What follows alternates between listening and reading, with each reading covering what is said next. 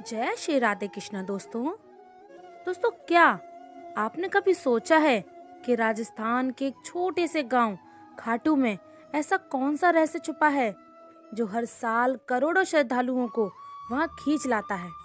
आखिर ऐसा क्या है उस मंदिर में जहां लोग एक सिर की मूर्ति के आगे नतमस्तक हो जाते हैं। क्या आपने कभी सुना है कि किसी व्यक्ति ने युद्ध में जाने से पहले अपना सिर दान कर दिया हो और वो सिर बिना शरीर के पूरी महाभारत का युद्ध देखता रहा। और यही सिर आज खाटू धाम में एक भगवान के रूप में पूजित है। ये कहानी कोई साधारण देवता की नहीं, ये कहानी है बर्बरिक की, घटोत्कच के पुत्र की, एक ऐसे वीर की जिसे श्री कृष्ण ने स्वयं कलयुग का भगवान घोषित किया था। लेकिन सवाल ये है, क्यों बर्बरिक ने ऐसा क्या किया कि कृष्ण को उनका सिर मांगना पड़ा? और क्या सच में खाटू श्याम वही बर्बरिक है? हर साल फाल्गुन महीने में करीब 1 करोड़ से ज्यादा श्रद्धालु खाटू श्याम के दरबार में हाजिरी लगाते हैं। कई लोग दावा करते हैं कि उनके यहाँ जाने से उनकी अधूरी मनोकामनाएं पूरी हो जाती हैं। किसी को नौकरी मिलती है, किसी को संतान सुख, तो किसी मृत्यु के मुंह से लौट आता है। क्या यह केवल संयोग है या खाटू श्याम जी में वाकई कोई अलौकिक शक्ति है? खाटू श्याम के मंदिर के भीतर एक अनोखा वातावरण रहता है। वहाँ की मूर्ति केवल एक शीश है, लेकिन उसमें इतनी ऊर्जा है कि लोग उसके सामने घंटों ध्यान में बैठे रहते हैं। कुछ लोग बताते हैं कि उन्होंने वहाँ दिव्य प्रकाश देखा, कुछ कहते हैं कि उनके शरीर में कंपन महसूस हुआ। क्या ये केवल श्रद्धा है या विज्ञान की पहुंच से परे कोई शक्ति? और यह भी सोचिए, क्यों कहा जाता है कि जब कलयुग में अधर्म चरम सीमा पर पहुंच जाएगा तब यही श्याम बाबा नीले घोड़े पर सवार होकर युद्ध के मैदान में उतरेंगे? क्या ये केवल एक प्राथमिकता विश्वास है या किसी आने वाले महायुद्ध का संकेत?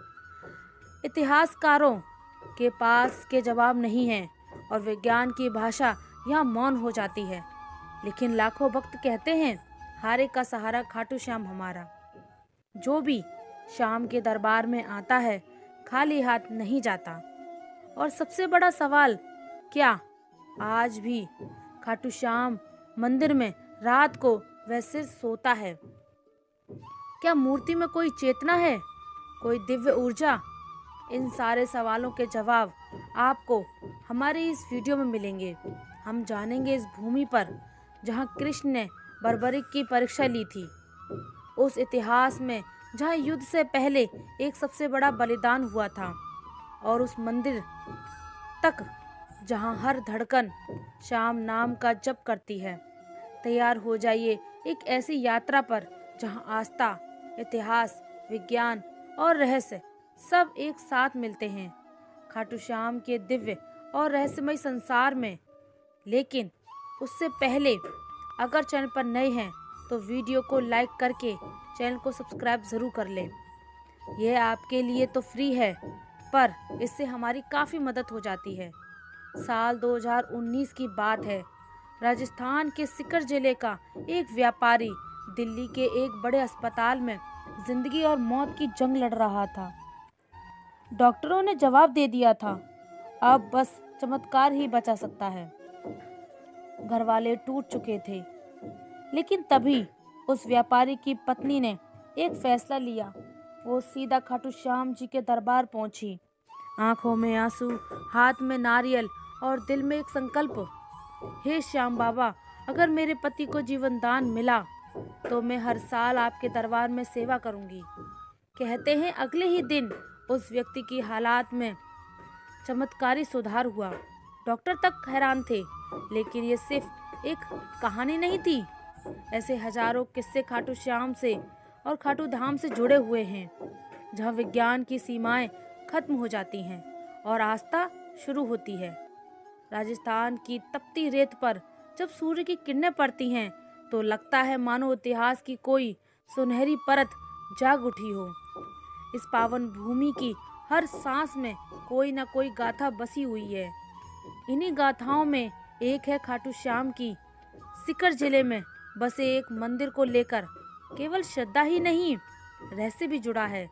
कहते हैं यह मंदिर केवल एक पूजा स्थल नहीं बल्कि एक ऐसी जीवित गाथा है जो आपको महाभारत काल से जोड़ती है, एक ऐसे योद्धा से मिलवाती है जो युद्ध में लड़ने नहीं सिर कटाने आया था, एक ऐसा वीर जिसने श्री कृष्ण की एक परीक्षा के लिए अपना शीश का समर्पित कर दिया, वह भी हंसते हुए।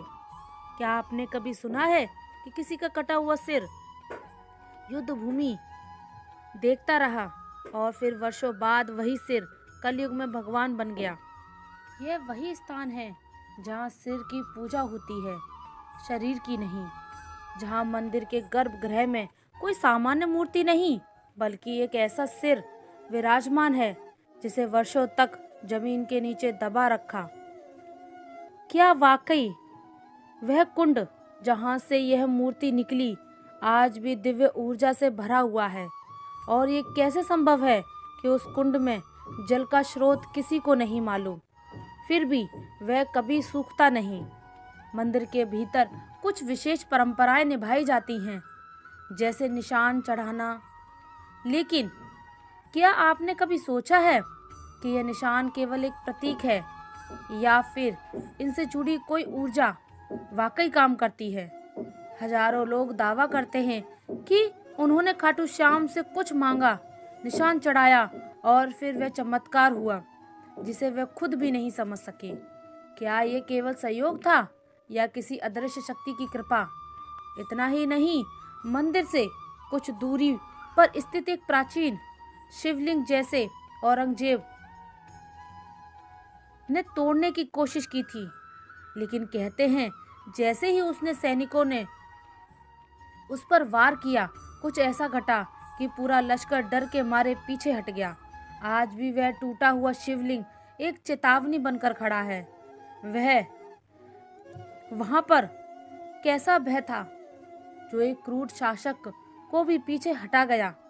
मंदिर में आने वाले लोग बताते हैं कि वहां पहुंचते ही कुछ महसूस होता है, किसी को स्वप्न में दर्शन होते हैं, किसी को जीवन की सबसे बड़ी समस्या का समाधान मिलता है और इनमें एक बात समान है, एक अदृश्य उपस्थिति, एक रहस्यमय शक्ति जो शब्दों से परे है।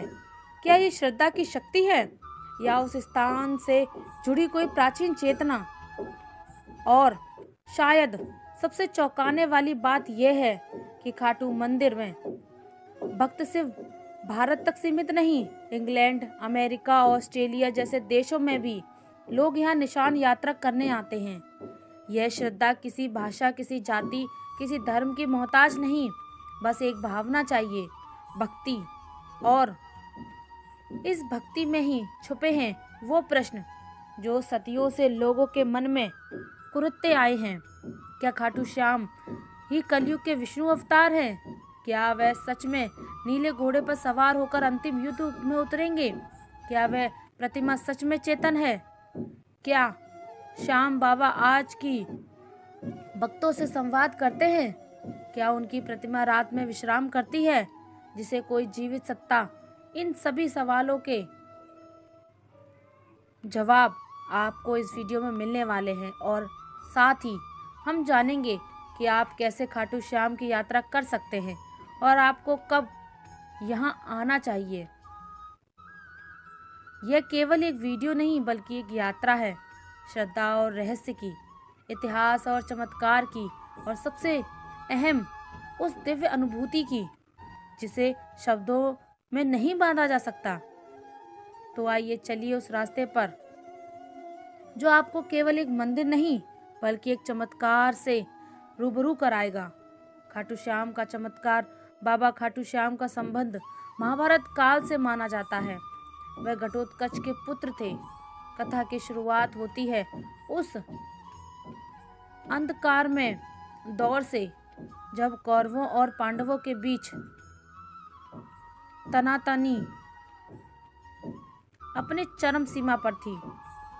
हस्तिनापुर का राजमहल राजनीति, दोष और षड्यंत्रों का केंद्र बन चुका था। दुर्योधन के मन में पांडवों के प्रति द्वेष दिन ब दिन बढ़ता जा रहा था।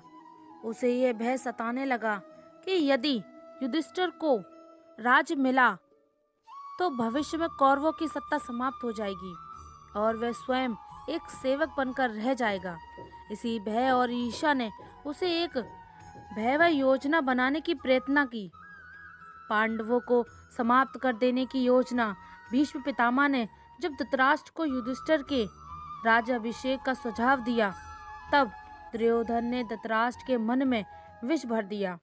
उसने कहा, यदि एक बार युधिष्ठिर राजा बन गया तो फिर कभी यह राज हमारे पास नहीं लौटेगा। धृतराष्ट्र युधिष्ठिर को योग्य मानते थे, लेकिन दुर्योधन के आग्रह के सामने वे असहाय हो गए और पांडवों को वाराणवत भेजने का निर्णय ले लिया। लेकिन यह सिर्फ एक यात्रा नहीं थी, ये एक घातक जाल था। दुर्योधन ने वाराणवत में एक महल बनवाया, ऐसा महल जो बाहर से तो वैभवशाली दिखता था, लेकिन भीतर से एक अग्निपाश था। लाक्षागृह यानी वह भवन लाख चर्बी, सूखी घास और अन्य ज्वलनशील वस्तुओं से बना था। उसका इरादा था कि एक रात जब पांडव गहरी नींद में हों, उस महल को आग लगाकर उन्हें सदा के लिए समाप्त कर दिया जाए। लेकिन नियति ने उस षड्यंत्र को असफल करने के लिए एक और योजना रची थी और उसमें शामिल थे विदुर। उन्हें उस षड्यंत्र का आभास हुआ और उन्होंने पांडवों को गुप्त संकेतों में आगाह किया। विदुर ने सुरंग खुदवाने वाले कारीगर को भेजा और कहा कि ये गुप्त रास्ता वन तक बनवाया जाए ताकि आपातकाल में जीवन बचाया जा सके। फिर वह रात आई जब पुरोचन ने महल को अग्नि के हवाले करने की योजना बनाई, लेकिन इस योजना से पहले ही भीम ने प्रतिकार किया। अग्नि वही फैली, लेकिन अपने साथ पुरोचन, उसकी योजना और निर्दोष भीलनी को भी ले गई। उधर पांडव सुरक्षित सुरंग से निकलकर हिंडनी नदी के किनारे पहुंचे और विदुर द्वारा भेजी गई नौका में सवार होकर दूर एक घने जंगल में जा पहुंचे। और यहीं से प्रारंभ होती है एक नई कथा, एक वीर योद्धा, एक राक्षसी कन्या और एक ऐसे पुत्र की कथा जो आगे चलकर 3 बाणों से युद्ध का रुख बदलने की शक्ति रखता था। इस जंगल में रहते थे हिडिंब और उसकी बहन हिडिंबा। हिडिंब एक नरभक्षी राक्षस था जो मानव मांस खाकर जीता था। उसने अपनी बहन को आदेश दिया कि जंगल में विचरते पांडवों को मारकर उसका भोजन तैयार करे, लेकिन नियति ने इस कहानी को कुछ और ही रूप देना था। जब हिडिंबा भीम के सामने पहुंची तो वह उसके वीर व्यक्तित्व और तेजस्वी को देखकर मोहित हो गई। राक्षसी होते हुए भी उसके भीतर प्रेम की एक ज्योति जल उठी। भीम की रक्षा करते हुए हिडिंबा अपने भाई की से विरोध कर बैठी। इससे नाराज होकर हिडिंब ने भीम पर आक्रमण किया और फिर शुरू हुआ एक घमासान संग्राम। यह युद्ध शक्ति और छल का नहीं बल्कि धर्म और अधर्म के बीच था। अतः भीम ने हिडिंब को परास्त कर मार गिराया। इसके बाद हिडिंबा ने भीम के सामने विवाह का प्रस्ताव रखा। पहले तो भीम ने उसे अस्वीकार कर दिया, लेकिन जब माता कुंती के हस्तक्षेप ने किया और एक शर्त रखी कि विवाह के बाद संतान प्राप्ति तक ही वह साथ रहे, तो यह विचित्र विवाह संपन्न हुआ। जंगल में उनका गंधर्व विवाह हुआ और वहीं जन्म हुआ एक तेजस्वी बालक का, घटोत्कच। घटोत्कच का व्यक्तित्व भीम जैसा ही था, बलशाली, पराक्रमी और न्यायप्रिय। कालांतर में उसका विवाह दैत्यराज मुरा की पुत्री अहिल्यावती से हुआ और उनके 2 पुत्र हुए, अंजना, अपर्वा और बर्बरिक। बर्बरिक यानी वह योद्धा जिसकी गाथा आगे चलकर काल के गर्भ को चूर कर देगी। वह बालक जिसने बाल्यकाल में ही शिव की तपस्या की और उनसे 3 अमोघ बाणों का वरदान पाया। और ये वही 3 बाण थे जिनसे वह किसी भी युद्ध में संपूर्ण सेना का अंत कर सकता था। मात्र 3 बाणों से। लेकिन उसकी वीरता से भी अधिक अद्भुत थी उसकी सत्यनिष्ठा। अपनी माता से किए एक वचन ने उसे एक ऐसे मार्ग पर लाज खड़ा किया जहाँ से इतिहास की धारा मुड़ गई। वह वचन था, मैं सदा हारे की ओर से युद्ध करूंगा। और यहीं से प्रारंभ होता है खाटू श्याम बनने की ओर उसका अंतिम सफर। घटोत्कच और अहिल्यावती का वह तेजस्वी पुत्र बर्बरिक एक बचपन से ही असाधारण प्रतिभा का धनी था। उसकी आंखों में वीरता की चमक थी और हृदय में धर्म की लौ। वह युद्ध विद्या, अस्त्र शस्त्र, नीति और तपस्या में अपराजय था। लेकिन उसकी सबसे बड़ी शक्ति थी उसकी आस्था। जब वह थोड़ा बड़ा हुआ, उसकी माता अहिल्यावती ने उसे एक दिव्य उद्देश्य के लिए तैयार किया। उन्होंने उसे भगवान शिव की कठोर तपस्या करने की प्रेरित किया। बर्बरिक ने तप की आग में अपने शरीर को तपाया और उसकी भक्ति में प्रसन्न हो सके महादेव ने उसे 3 अमोघ बाणों का वरदान दिया। ये बाण कोई साधारण बाण नहीं थे। ये बाण ऐसे थे कि एक लक्ष्य को चिन्हित किया जा सकता था, दूसरे से उसका संहार और तीसरे से उसे वापस बुलाया जा सकता था। कहा जाता है कि मात्र इन 3 बाणों से वह समस्त पृथ्वी की सेनाओं का अंत कर सकता था। समय बीतता गया और युद्ध का वह क्षण समीप आ गया जिसे महाभारत के नाम से जाना जाता है। कुरुक्षेत्र की भूमि पर धर्म और अधर्म आमने सामने थे। सभी योद्धा एकत्रित हो चुके थे। उसी समय बर्बरिक ने युद्ध भूमि में जाने का निश्चय किया। वह युद्ध में भाग लेना चाहता था क्योंकि उसका हृदय न्याय के लिए धड़कता था। परंतु उसकी मां से लिया गया वचन अब उसके रास्ते में खड़ा था। उसने प्रण लिया था कि वह सदैव हारे हुए पक्ष की ओर से लड़ेगा। कुरुक्षेत्र जाते हुए जब वह अपने नीले घोड़े के रंग पे सवार होकर चला तो मार्ग में एक ब्राह्मण ने उसका रास्ता रोक दिया। लेकिन वह कोई साधारण ब्राह्मण नहीं था, वह स्वयं भगवान श्री कृष्ण थे। उसकी शक्ति और उसके निर्णय की परीक्षा लेने चाहते थे। कृष्ण ने मुस्कुराकर पूछा, वत्स तुम कहाँ जा रहे हो? बर्बरिक ने उत्तर दिया, हे ब्राह्मण, मैं महाभारत के युद्ध में जा रहा हूँ। मेरा कर्तव्य है कि मैं उस पक्ष के लिए युद्ध करूं जो हार रहा हो। कृष्ण ने उसकी वीरता पर संदेह नहीं किया, लेकिन उसके निर्णय से उत्पन्न होने वाली परिणामों की गहराई को समझना आवश्यक था। उन्होंने पूछा, यदि तुम केवल हारे हुए पक्ष की ओर लड़ोगे तो युद्ध का क्या होगा? बर्बरिक ने गंभीरता से उत्तर दिया, जहाँ हार होगी मैं वहाँ जाऊंगा और जिस ओर मैं जाऊंगा वह जीत जाएगी। यह सुनकर श्री कृष्ण का हृदय कांप उठा। उन्हें स्पष्ट हो गया कि यदि बर्बरिक युद्ध भूमि में उतर गया तो युद्ध का संतुलन टूट जाएगा। धर्म और अधर्म की रेखाएं धुंधली हो जाएंगी। पांडवों की विजय असंभव हो सकती है। तभी उन्होंने बर्बरिक की परीक्षा ली। उन्होंने एक वृक्ष की ओर इशारा करते हुए कहा, अगर तुम इतने पराक्रमी हो तो इन पत्तों को एक बाण से भेद कर दिखाओ।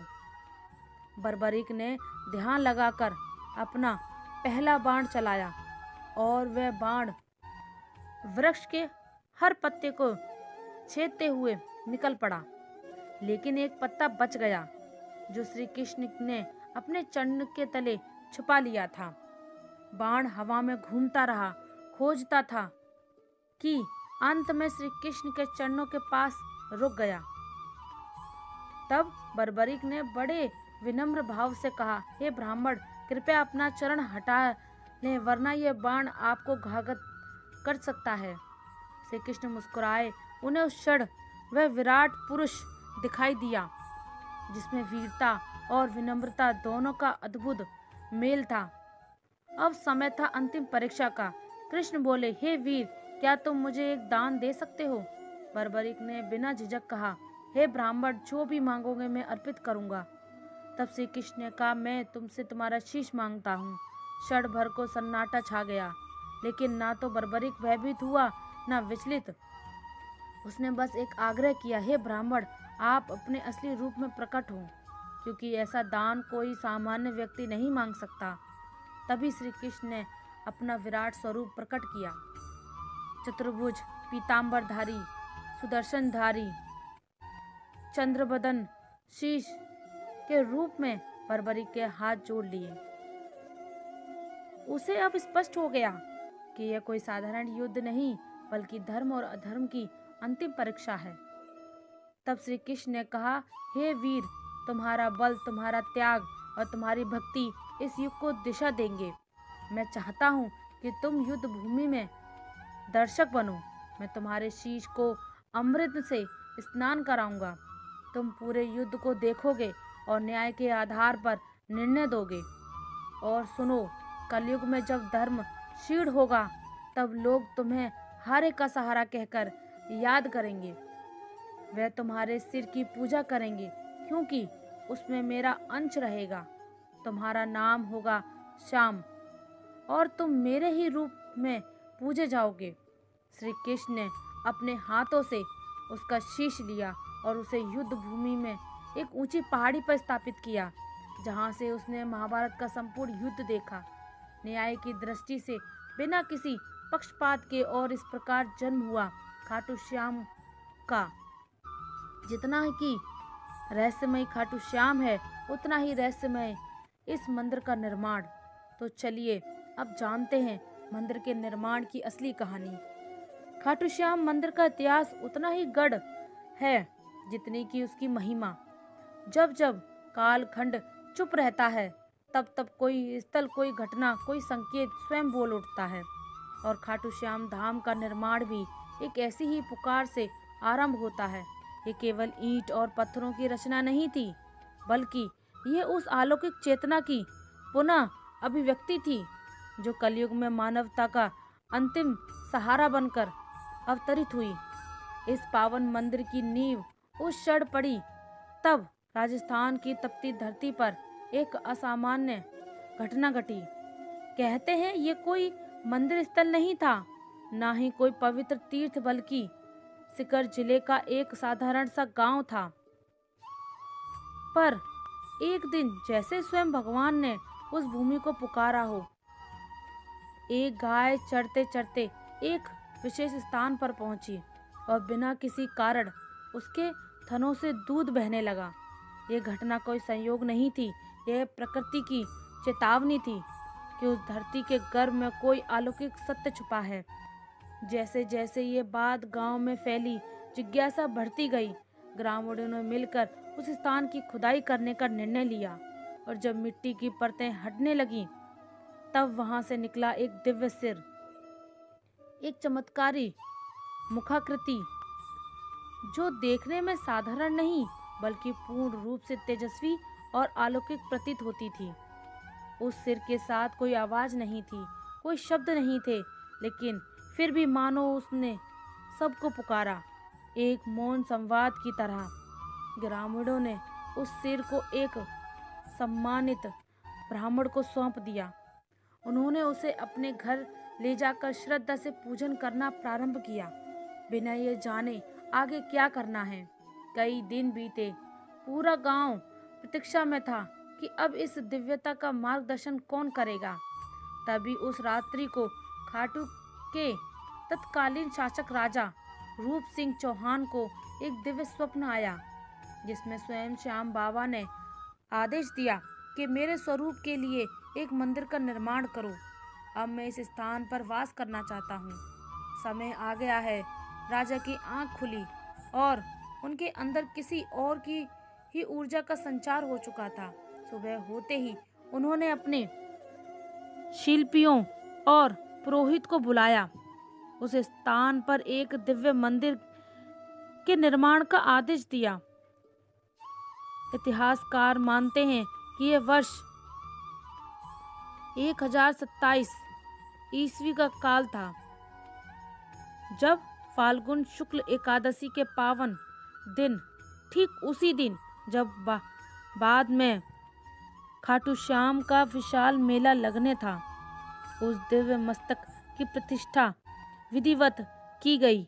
उसके साथ ही खाटू नामक यह गांव, जिसने कभी कोई विशेष धार्मिक पहचान नहीं रखी थी, देखते ही देखते आस्था का केंद्र बन गया। मंदिर का पारंपरिक निर्माण अत्यंत साधारण था। ईंट, चूना और सीमित शिल्पकारी के साथ, लेकिन समय जैसे जैसे बीतता गया उसकी महिमा फैलती चली गई। लोगों ने चमत्कार अनुभव किए, बीमारियां ठीक हुईं, बंजर को संतान मिली, भटकते हुए को रास्ता पा गए। और इन चमत्कारों को साक्षी बनती रही वह मूर्ति जो आज भी उसी गर्भगृह से विराजती है। लगभग 7 शताब्दियों के बाद 1720 ईस्वी में जब खाटू क्षेत्र मारवाड़ रियासत के अधीन आया, तब वहां के प्रभावशाली दीवान अभय सिंह को भी खाटू श्याम बाबा ने स्वप्न में आदेश दिया।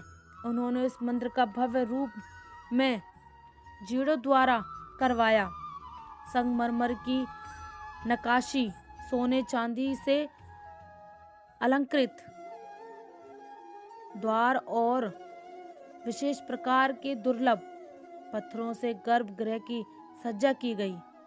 ये वही मूर्ति है जो आज भी खाटू मंदिर में स्थापित है, और मान्यता है कि ये किसी साधारण पत्थर की नहीं, बल्कि कृष्ण कालीन श्याम वर्णित की प्रतीकशिला की है।